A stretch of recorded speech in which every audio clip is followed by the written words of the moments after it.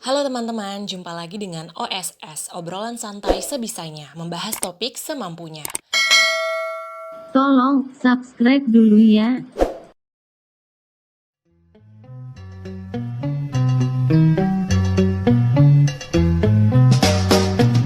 Ribuan pulau tergabung menjadi satu sebagai kata mutu manigam Nusantara, oh Nusantara. Berlimpah-limpah kekayaan Nusantara, tiada dua di mana jua Nusantara, oh Nusantara. Halo teman-teman, jumpa lagi dengan OSS, obrolan santai sebisanya, membahas topik semampunya.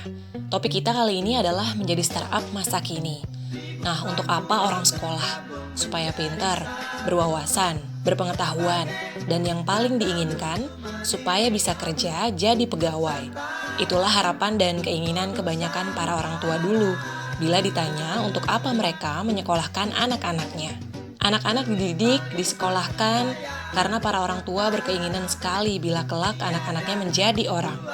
Punya kedudukan tinggi, pangkat, penghasilan besar, memiliki derajat dalam hidupnya, menjadi kebanggaan orang tuanya.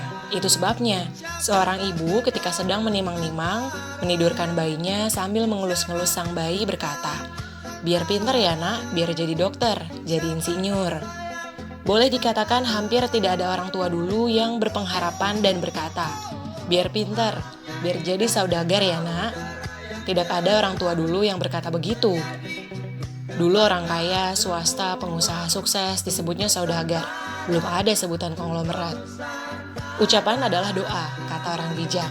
Itu sebabnya, anak-anak setelah lulus rata-rata cita-citanya kepingin jadi pegawai, berpangkat, terutama pegawai negeri meski sudah jadi sarjana sekalipun. Meski dulu jadi pegawai negeri pernah bukan jadi tujuan, karena selain derajatnya rendah, gaji kecil, rata-rata kehidupannya pun sederhana, kismin. Baru belakangan, sekitar akhir tahun 80-an situasi agak berubah. Pelan-pelan status pegawai negeri agak meningkat karena mendapat perhatian serius dari pemerintah. Gaji dan kesejahteraannya mulai merangkak naik, sehingga kini situasi jadi terbalik, jadi pegawai negeri menjadi tujuan. Bahkan banyak yang orang tuanya mampu berani mengeluarkan uang puluhan, bahkan sampai ratusan juta bila anaknya bisa diterima menjadi pegawai negeri. Karena menjadi ASN, selain mendapat gaji tetap, juga bisa ngobyek. Apa efek dari perubahan situasi sosial tersebut? Dengan terjadinya ledakan jumlah lulusan sekolah, maka terjadilah inflasi lulusan sekolah. Sementara daya tampung pemerintah untuk bisa menjadi pegawai negeri pun semakin terbatas dan semakin sempit. Inilah sebenarnya penyebab kenapa untuk bisa menjadi pegawai negeri biayanya menjadi sangat mahal karena banyak yang main belakang. Tapi mereka yang tak diterima menjadi pegawai negeri pun masih beruntung, masih bisa menjadi pegawai swasta. Karena adanya investor asing masuk membuka perusahaan industri. Andai kata tak ada investor asing, tapi bagaimana dengan mereka yang tak bisa menjadi pegawai keduanya, pegawai negeri atau swasta? Mereka akhirnya menjadi pekerja informal yang kini jumlahnya pun luar biasa banyak. Mereka juga kini mengalami inflasi, sehingga persaingan menjadi luar biasa hebat. Salahkah pemerintah dengan terjadinya situasi seperti ini? Sepertinya iya, karena pemerintah dan Kemensos tak bisa memberikan pemahaman dan meyakinkan kepada masyarakat bahwa hidup ini harus kreatif dan produktif, inovatif, agar tak selalu menjadi beban pemerintah, terutama kepada para sarjana.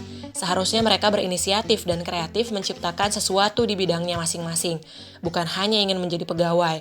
Karena di zaman now ini, hidup memang sebaiknya menjadi entrepreneur, bisa menciptakan sesuatu, menjadi para startup kekinian, dan tidak selalu bergantung kepada pemerintah.